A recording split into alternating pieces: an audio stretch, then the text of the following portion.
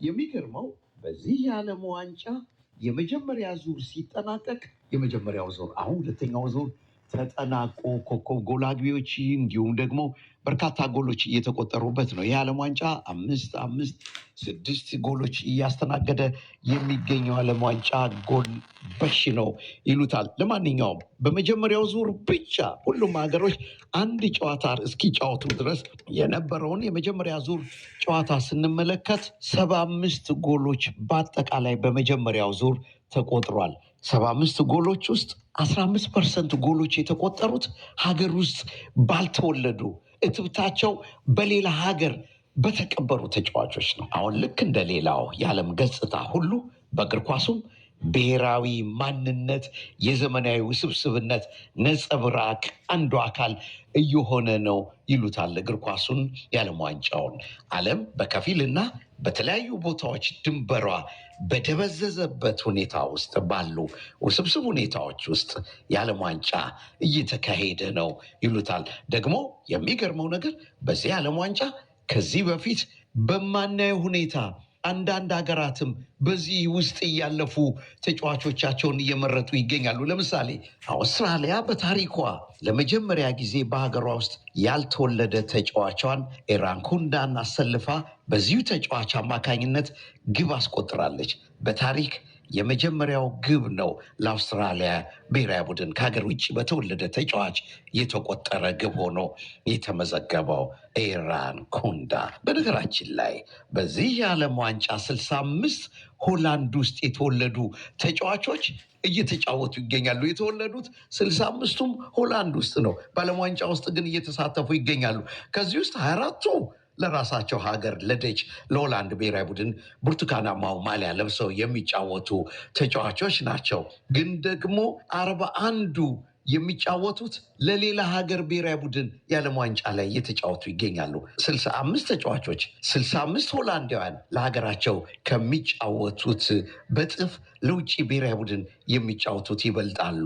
ኩራሳው 25ቱን የደች ልጆች እና ተወላጆችን ይዛለች። በጀርመንም እንዲሁ ነው። ለምሳሌ በጀርመን ብሔራዊ ቡድን መረብ ላይ ኩራሳው በታሪኳ የመጀመሪያ የዓለም ዋንጫ ግቧን ያስቆጠረላት ሌቫኖ የተወለደው ሆላንድ ውስጥ ነው። በፒኤስቪ ወጣት አካዳሚ ውስጥ ነው ይህ ተጫዋች ያለፈውና ያደገው። ተቆጥቁቶም ለዚህ ደረጃ የበቃው ሆላንድ ፒኤስቪ አካዳሚ ውስጥ ነው።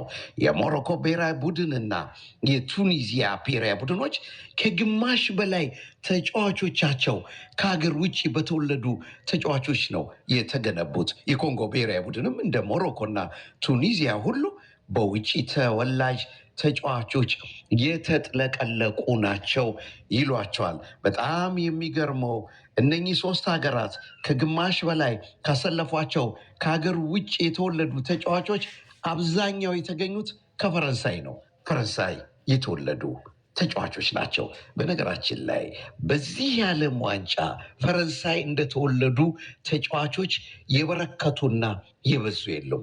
ብታምኑም ባታምኑም በ2026 የዓለም ዋንጫ 99 ተጫዋቾችን የምናየው ፈረንሳይ ውስጥ ተወልደው ነው። 99 ተጫዋች ፈረንሳይ ለ2026 ዓለም ዋንጫ አቅርባለች። ማንም ሀገር እንደ ፈረንሳይ ለዓለም ዋንጫ ተጫዋቾችን ጀባ ያለ ሀገር በጭራሽ አይገኝም። ከሀገር ፈረንሳይን ብንጠራም ከከተማ ደግሞ ፓሪስ ናት። በርካታ ተጫዋቾችን ያፈራች ከተማ። ከ99ኙ የፈረንሳይ ተወላጅ ተጫዋቾች 53ቱ የተወለዱት ፓሪስ ውስጥ ነው። ከነዚህ ውስጥ 23ቱ የሚጫወቱት ለራሳቸው ለፈረንሳይ ብሔራዊ ቡድን ሰማያዊ ማሊያውን አጥልቀው ነው። በሀገር ደረጃ ካነሳን 50 ተጫዋቾች በዚህ ዓለም ዋንጫ ጀርመን ውስጥ የተወለዱ ናቸው።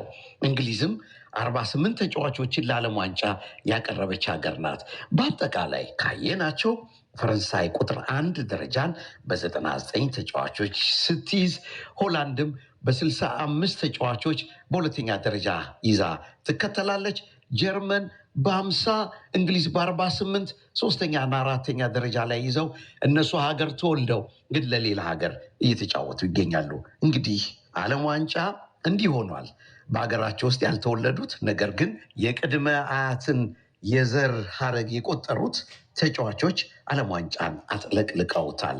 ለዚህ ነው ይህን ዓለም ዋንጫ ስያሜ ምን እንበለው እያልን ያለ ነው።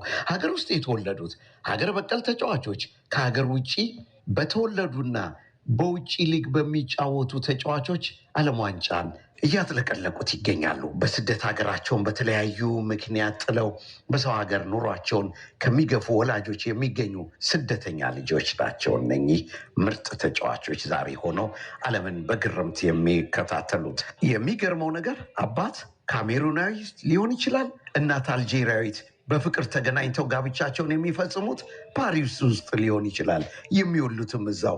ታዲያ ተጫዋቹ የተወለደበት ሀገር ፈረንሳይን ወይም የአባቱን ሀገር ካሜሩንን ወይም የእናቱን ሀገር አልጄሪያን መምረጥ የሚችልበት የሶስት ሀገር ዜግነትን በጠረጴዛው ኪስ ውስጥ አስቀምጦ የመምረጥና የመወሰን እድልን ይጨብጣል።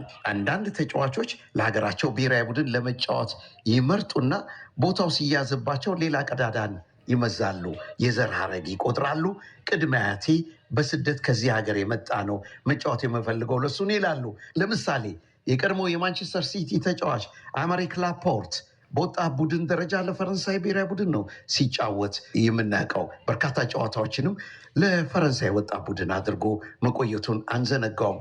በዋናው ቡድን ያለውን የተከላካይ ስፍራ ተጫዋቾች ብዛትና ጥራት ሲያይ እንደማያዋጣው እንደማያሳልቅለት ሲያይ በቀጥታ የዘር ሀረጉን መዘዘና ከስደተኛ ቤተሰብ የተገኘው የስፔን ዜጋ ነኝ አለና ለስፔን ብሔራዊ ቡድን መጫወት ጀመረ። በዚያ ገና ተመርጦ ብቅ እንዳለ ስፔን የመሃል ተከላካይ ችግር ስለነበረባት በቋሚነት አሰለፈችው። ፍሎረን ባልጎን የተገኘው ከአርሰናል አካዳሚ ከሄል ኢንድ ነው። ለእንግሊዝ ከ21 ዓመት በታች ብሔራዊ ቡድን 13 ጊዜ ተሰልፎ የተጫወተ ነው ፍሎረን። ነገር ግን በዋናው ብሔራዊ ቡድን ደረጃ ሃሪኬንን አስቀምጬ ልሰለፍ እችላለሁ ብሎ ማሰቡ ስላስቸገረው የዘር ሀረጉን መዞ የአሜሪካንን ብሔራዊ ቡድን መረጠ። በነገራችን ላይ በዘንድሮ የዓለም ዋንጫ የአሜሪካ ብሔራዊ ቡድን የመጀመሪያ የመክፈቻ ጨዋታውን ከፓራጓይ ስታደርግ 4-1 ማሸነፏ አይዘነጋም። በዚህ ጨዋታ ሁለቱን ግብ ያስቆጠረው በእንግሊዟ የብሮክሊን መንደር የተወለደው የአርሰናሉ አካዳሚ ወጣት ተጫዋች ባልጎን ነው። እግር ኳስ እንዲህ ባለ ደረጃ ያውም የዓለም ሕዝብ በሚከታተለው ውድድር ላይ ልብ የሚነኩ የስደተኞችና ጥገኝነት ጥያቄዎች ታሪክ አሁን እየተነሳ ለመወያየት መድረክ ላይ የቀረበ ቢጫና ቀይ ካርድ እያስመዘዘ ይገኛል።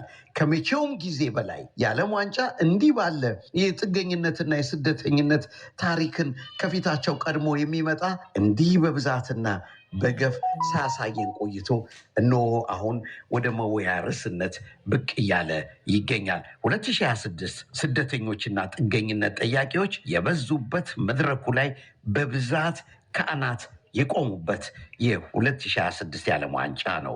የዓለም ዋንጫን ያስጀመረው ጁሊየስ ሬሜት ፊፋ አገሮችን በስፖርት አንድ በማድረግና በማስታረቅ ሀሳብ ነበር ወደዚህ አይነት ውድድር የገባው። ግን አሁን የሚታየው በስፖርት በእግር ኳሱ ሀገሮችን አንድ ማድረግ ብርቅ እየሆነ ያለበት ደረጃ ላይ መደረሱን ነው። እንግዲህ የዘንድሮን የዓለም ዋንጫ ምን ስያሜ እንስጠው? የስደተኞች የዓለም ዋንጫ? የለም የጥገኝነት ጥያቄዎችን በለው። እንቀጥላለን። ለዛሬ ቺርስ እንላለን። ቺርስ! አዋሽ ባንክ ለዓለም ዋንጫ ክብር ቺርስ ብሏቸዋል። እኔም ቺርስ ልበላችሁ።